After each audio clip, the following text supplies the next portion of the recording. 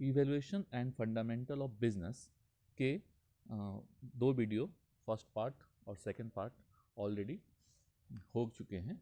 अब हम लोग थर्ड पार्ट की तरफ बढ़ेंगे, जिसमें हम लोग थर्ड पार्ट में बिजनेस की ऑब्जेक्टिव्स को डिस्कस करेंगे। आखिर बिजनेस क्यों किया जाता है, क्या ऑब्जेक्टिव्स होता है बिजनेस का। तो वैसे सभी को पता है बिजनेस का ऑब्जेक्टिव क्या होता है। मेन ऑब्जेक्टिव तो प्रॉफिट कमाना होता है। तो हर बिजनेस को सिर्फ प्रॉफिट कमाने पर ही ध्यान देना चाहिए और किसी पे ध्यान देना चाहिए, किसी चीज़ पर ध्यान नहीं देना चाहिए। तो ये क्या ऐसा ही करना चाहिए? हर बिजनेस को सिर्फ प्रॉफिट पे ध्यान देना चाहिए और किसी चीज़ पर ध्यान नहीं देना चाहिए? ऐसा नहीं है। बिजनेस का सिर्फ ऑब्जेक्टिव प्रॉफिट कमाना नहीं है। वैसे मेन ऑब्जेक्टिव प्रॉफिट कमाना है, बट सिर्फ प्रॉफिट कमाना ही उसका ऑब्जेक्टिव नहीं है। तो और क्या क्या ऑब्जेक्टिव है, ये हम लोग इस वीडियो में डिस्कस करेंगे। Objectives are the end toward which the activity of business are directed. जिस लिए बिजनेस अपनी सारी एक्टिविटी करता है वही बिजनेस की एक ऑब्जेक्टिव कहलाती है। और यही जो गोल होता है वही बिजनेस को गाइड करता है। The effort of the company, company का जो एफर्ट्स है उसको गाइड करता है। गोल अगर है तभी एफर्ट्स होगा, जब तक गोल नहीं होगा तब तक कोई एफर्ट्स नहीं हो पाएगा। As far as possible, businessmen must set up specific objectives. Objectives should not be set up in general terms. General term में ऑब्जेक्टिव नहीं होना चाहिए। ऐसा नहीं होना चाहिए कि हम सेल्स इंक्रीज करेंगे। एकदम स्पेसिफिक होना चाहिए कि हमारा increase in sales by 10% in 1 year time. इस तरह ऑब्जेक्टिव होना चाहिए, स्पेसिफिक होना चाहिए। एक ऑब्जेक्टिव हो ही नहीं सकता किसी बिजनेस का कि सिर्फ प्रॉफिट कमाना। अगर ऐसा ऑब्जेक्टिव लेके चलेंगे तो बिजनेस बहुत दिनों तक नहीं चल पाएगा। All objectives are important, but the most important objective of every business is earning profit. वैसे बहुत सारे ऑब्जेक्टिव हैं, लेकिन सबसे इंपॉर्टेंट ऑब्जेक्टिव जो है वो प्रॉफिट कमाना है। Earning profit is very important and the prime objective of every business. हर बिजनेस का सबसे मेन ऑब्जेक्टिव है, but it can not be the sole and only objective of business. लेकिन ये अकेला ऑब्जेक्टिव नहीं है या सोल ऑब्जेक्टिव नहीं है, इसके अलावा भी बहुत सारे ऑब्जेक्टिव है। द बिजनेस ऑब्जेक्टिव में be classified broadly into 3 category. ये हम लोग देखते हैं कि बिजनेस ऑब्जेक्टिव्स को 3 कैटेगरी में बांटा गया है। पहला है इकोनॉमिक ऑब्जेक्टिव, दूसरा है सोशल ऑब्जेक्टिव, तीसरा है personal objective. Economic objective no doubt profit कमाना इसमें मेन ऑब्जेक्टिव है, लेकिन प्रॉफिट से पहले हमें सरवाइव करना पड़ता है, उसके बाद हम प्रॉफिट कमाते हैं, और जब हम प्रॉफिट कमाने लगते हैं तो हमारा ग्रोथ होता है। तो ये इकोनॉमिक ऑब्जेक्टिव है। सोशल ऑब्जेक्टिव सोसाइटी के लिए जो हम करेंगे वो सोशल ऑब्जेक्टिव होगा। जैसे अच्छे क्वालिटी का प्रोडक्ट देना, गलत तरीका यूज नहीं करना, एम्प्लॉयमेंट जनरेट करना, कम्युनिटी सर्विस प्रोवाइड करना, पोल्यूशन को अवॉइड करना। पर्सनल ऑब्जेक्टिव, इसमें हम अपने एम्प्लॉय के लिए जो कुछ करेंगे वो पर्सनल ऑब्जेक्टिव है, या जो कुछ हमें करना चाहिए, जैसे good working condition, competitive salary, personal growth, peer recognition, special features, ये सारी चीज़ें हम एम्प्लॉय को देंगे। तो ये हमारा पर्सनल ऑब्जेक्टिव हुआ। अब एक एक करके हम आते हैं। सबसे पहले हम लोग इकोनॉमिक ऑब्जेक्टिव डिस्कस करेंगे। तो इकोनॉमिक ऑब्जेक्टिव में सबसे पहला जो हमारा है वो सर्वाइवल है। कोई भी बिजनेस जब फर्स्ट टाइम सेटअप होता है तो तुरंत प्रॉफिट कमाना नहीं शुरू कर पाता है। क्यों? क्योंकि मार्केट में बहुत कंपटीशन होता है। उसको मार्केट में कंपटीटिव मार्केट में उसे क्या करना होता है? सर्वाइव करना होता है, एग्जिस्ट करना होता है long period of time. And it is not possible only when it able to cover it cost and earn profit. तो it is possible only when it is able to cover its cost and earn profit. मतलब शुरुआत में business को market में एक तरह से competition fight करना पड़ता है, तो वो अपने प्रोडक्ट का वो प्राइस नहीं रख सकता जो उसका कंपटीटर रखता है। उसको कंपटीटर से कम प्राइस में और ज़्यादा बेनिफिट दे करके रखना पड़ता है, तो उसे ज़्यादा प्रॉफिट तो हो नहीं पाता है। तो बस उतना ही प्रॉफिट होता है जिससे वो अपने कॉस्ट को कवर कर सके और जो थोड़ा मोड़ा हल्का फुल्का प्रॉफिट कर सके। तो सर्वाइवल का सबसे पहला ऑब्जेक्टिव है कि बिजनेस में सर्वाइव करना। तो जैसे नया बिजनेस खोलें, तुरंत हम प्रॉफिट बहुत ज़्यादा कमाना चाहें तो नहीं कर सकते, क्योंकि हमारा कंपटीटर हमारे सामने है। तो अपने कंपटीटर के बिजनेस को हमें डाउन करना है, तो उसके लिए हमें अपने प्रोडक्ट का प्राइस जो होगा वो कम रखना होगा। तो कम रखना होगा तो हम ज़्यादा कमा नहीं पाएंगे, ज़्यादा नहीं कमा पाएंगे तो हम ज़्यादा प्रॉफिट नहीं कर पाएंगे। बस हम इतना कर पाएंगे कि मेरा जितना खर्च हुआ है हम उसको कवर कर पाएंगे। अब जब हम सरवाइव कर चुके हैं मार्केट में, मेरा कस्टमर बेस बन गया है, मेरे कस्टमर मुझसे जुड़ गए हैं, तब हम धीरे धीरे प्रॉफिट कमाएंगे। द मोस्ट इम्पॉर्टेंट ऑब्जेक्टिव जो हमारा है वो हम शुरू करेंगे। The profit is essential for survival, growth and expansion of business. Profit is the reward given to the businessman for risk. Reward एक तरह से रिस्क लेने के बदले जो रिवार्ड है वही प्रॉफिट है। हर बिजनेसमैन रिस्क लेता है, तो उसको रिस्क के बदले जो पुरस्कार मिलता है, जो रिवार्ड मिलता है, वही उसका प्रॉफिट है। तो प्रॉफिट सबसे पहले सरवाइव करना है, तब हमको प्रॉफिट कमाना है, और देन हमें ग्रोथ की तरफ ध्यान देना है। तो business organisation must grow and expand their activity. हमें ग्रो भी करना है। हम जिस पोजीशन पे हैं उसी पोजीशन पे हमेशा बने रहेंगे तो हमारा कंपटीटर हमसे आगे निकल जाएगा, इसलिए हमें ग्रोथ करना है। तो ये भी हमारा ऑब्जेक्टिव होना चाहिए। The success of any organisation is measured by the growth rate, and growth is measured in terms of sale, number of branches, number of product, number of employee etcetera. हर organisation का success इस बात पे depend करता है कि organisation growth कर रहा है कि नहीं कर रहा है। अब ग्रोथ किस बात पे डिपेंड करता है? ग्रोथ इस बात पे डिपेंड करता है कि आपका कितना सेल्स हुआ, कितने ब्रांचेज हैं, कितने प्रोडक्ट आप बनाते हैं, कितने आपके एम्प्लॉय हैं। तो ये हमारा इकोनॉमिक ऑब्जेक्टिव हो। अब हम लोग आते हैं सोशल ऑब्जेक्टिव। सोसाइटी के लिए बिजनेस को क्या करना चाहिए, that is the social objective. And सबसे पहले सोसाइटी में बिजनेस को जो भी प्रोडक्ट बिजनेस प्रोवाइड करता है उसकी क्वालिटी डिजायर्ड होनी चाहिए, जैसा कस्टमर चाहते हैं वैसी क्वालिटी होनी चाहिए। कस्टमर ऐसे प्रोडक्ट को प्रेफर करना पसंद करते हैं जिसकी सेटिस्फैक्ट्री क्वालिटी होगा और रिजनेबल प्राइस होगा। प्राइस भी रिजनेबल फेयर होना चाहिए और क्वालिटी भी सेटिस्फैक्ट्री होनी चाहिए। कस्टमर्स क्वालिटी कॉन्शियस है और वैल्यू फॉर मनी के लिए वो कॉन्शियस है। जितना पैसा हमें उसकी अच्छी क्वालिटी का प्रोडक्ट देना है। Quality means difference for different product. अलग अलग प्रोडक्ट के लिए क्वालिटी का अलग अलग मतलब हो सकता है।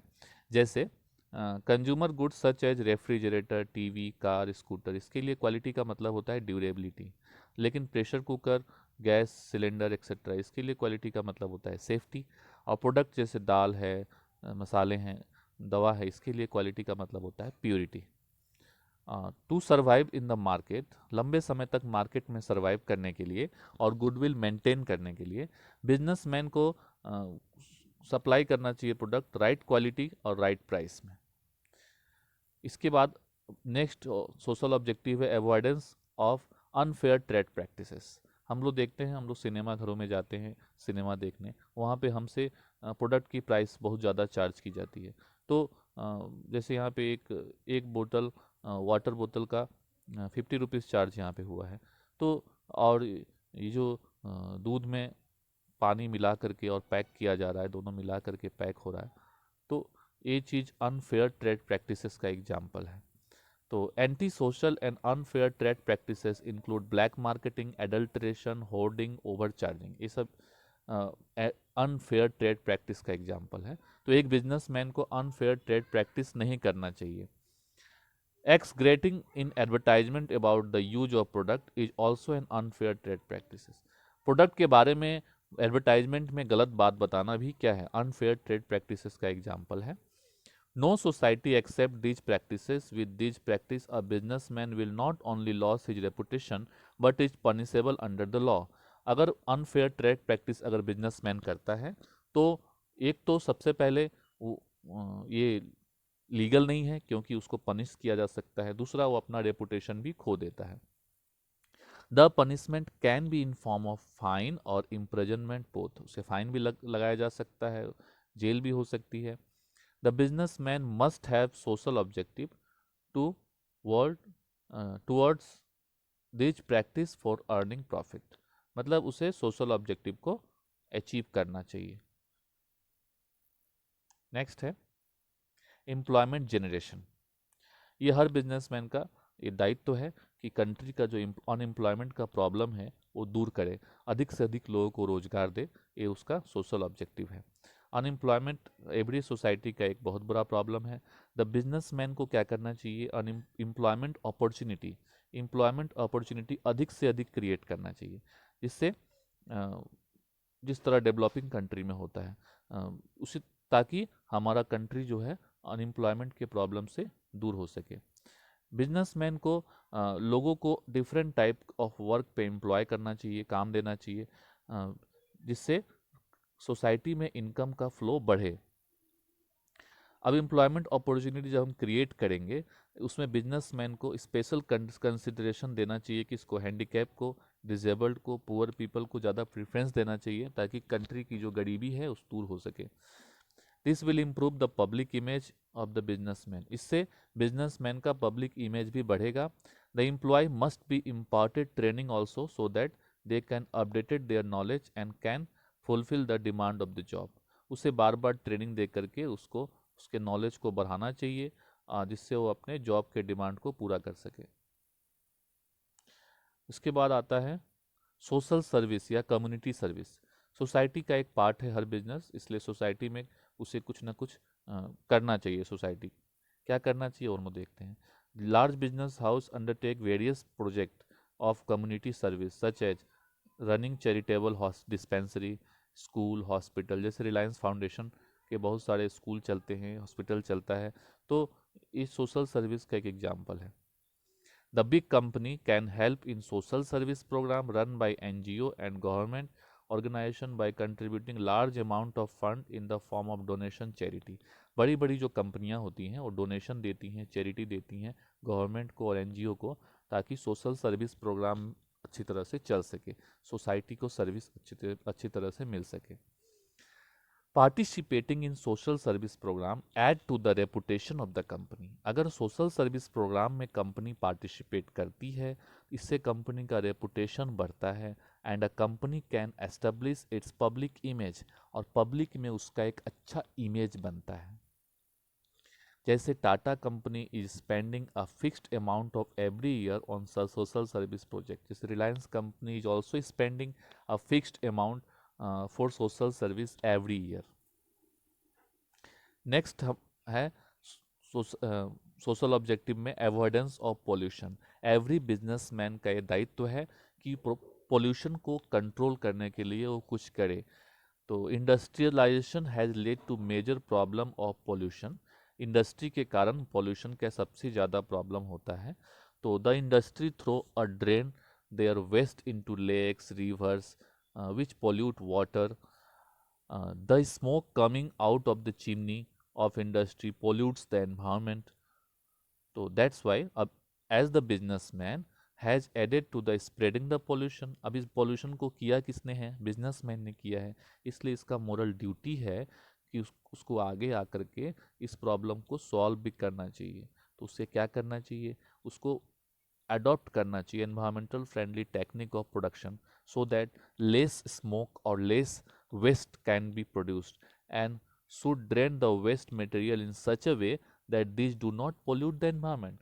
उसे वेस्ट मटेरियल को इस तरह ड्रेन आउट करना चाहिए जिससे एनवायरमेंट को पोल्यूशन ना हो। अब हम लोग आते हैं third objective, that is human और पर्सनल ऑब्जेक्टिव। ह्यूमन और personal objective is associated with the employee benefit. Employee के बेनिफिट से रिलेटेड है। जैसे एम्प्लॉय को एकोमोडेशन देना, एम्प्लॉय को पेंशन देना, एम्प्लॉय को इंश्योरेंस देना, फ्री हेल्थ चेकअप फैसिलिटी देना, तो ये सारी चीज़ें एम्प्लॉय बेनिफिट से रिलेटेड है। तो human objective are related to the employee of the organisation. Employees are valuable resources who contribute significant to the success of business. Employee जो होते हैं बिजनेस के सक्सेस में बहुत बड़ा रोल प्ले करते हैं। To get maximum from employee, employee से मैक्सिमम अगर चाहिए, and to keep the employee motivated, और एम्प्लॉय को अगर मोटिवेशन हमेशा मोटिवेशन करना है, the business man must take care of their employee. तो एम्प्लॉय का टेक केयर करना पड़ेगा हमेशा। कैसे टेक केयर करेंगे? उसकी ऑब्जेक्टिव को पूरा करके। तो क्या करेंगे उसके लिए? हम उसको गुड वर्किंग कंडीशन देंगे जहाँ उसे काम करने में मन लगे।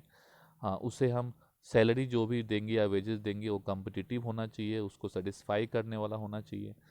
पर्सनल ग्रोथ उसका हो सके, इसलिए उसको हमेशा ट्रेनिंग देते रहेंगे, उसके नॉलेज को अपडेट करते रहेंगे, उसको पीयर रिकॉग्निशन करेंगे।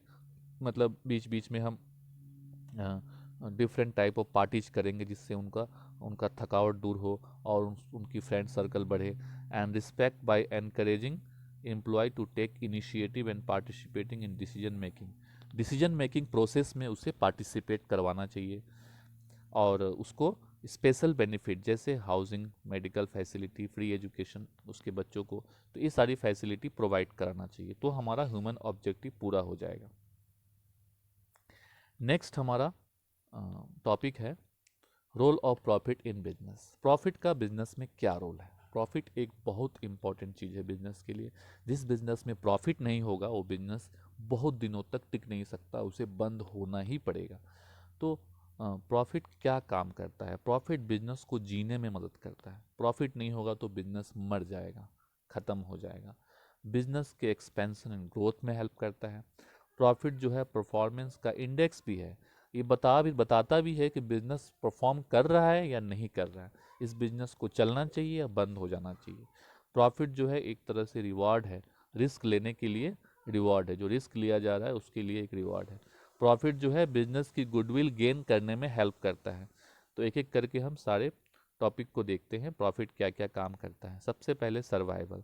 बिजनेस को लॉन्ग टाइम तक प्रॉफिट, बिजनेस ज़्यादा दिन तक प्रॉफिट बिना अर्न किए नहीं टिक सकता। प्रॉफिट जो है बिजनेस के इनकम का मेन सोर्स है।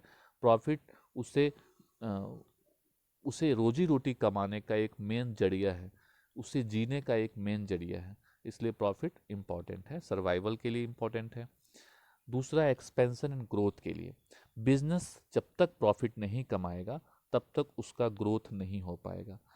तो when profit in large a part it can always be invested for expansion and diversification of product. जब प्रॉफिट ज़्यादा होता है तो उसका एक पार्ट बिजनेस में इन्वेस्ट होता है, जिससे बिजनेस का ग्रोथ होता है। Retention of profit is an internal source of fund. Profit को जमा कर करके एक फंड बनाया जाता है, जिसको इंटरनल फंड बोलते हैं, और उस पैसे से बिजनेस के ग्रोथ में लगाया जाता है। Because when business borrow from external source it is mortgage its assets. क्योंकि अगर बाहर से पैसा लाते हैं तो हमें अपने एसेट्स को गिरवी रखना पड़ता है और बहुत ज़्यादा इंटरेस्ट देना पड़ता है। लेकिन अगर हम अपने खुद का प्रॉफिट को बचा के रख के एक फंड बनाते हैं तो उसको हम आसानी से यूज कर सकते हैं बिना इंटरेस्ट का, तो बिजनेस के ग्रोथ प्रोजेक्ट में वो बहुत ज़्यादा हेल्पफुल होता है। उसके बाद है सिंबल ऑफ एफिशिएंसी और इंडेक्स ऑफ परफॉर्मेंस। अगर आप प्रॉफिट कमा रहे हैं तो इसका मतलब आपका बिजनेस जो है उस एफिशिएंट है।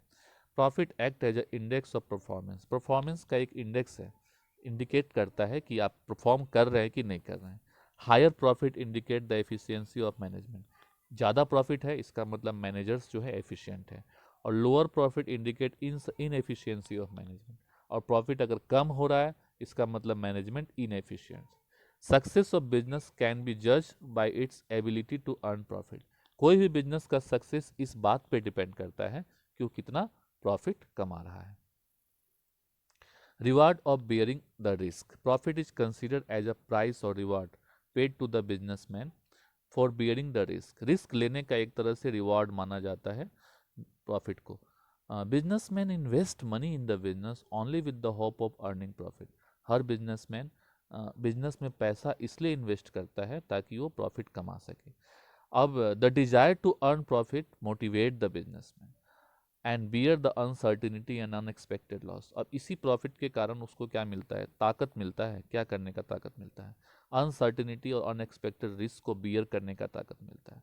Profit and risk are directly related to each other. अगर रिस्क है तो वहाँ प्रॉफिट होगा, रिस्क नहीं है तो प्रॉफिट नहीं होगा।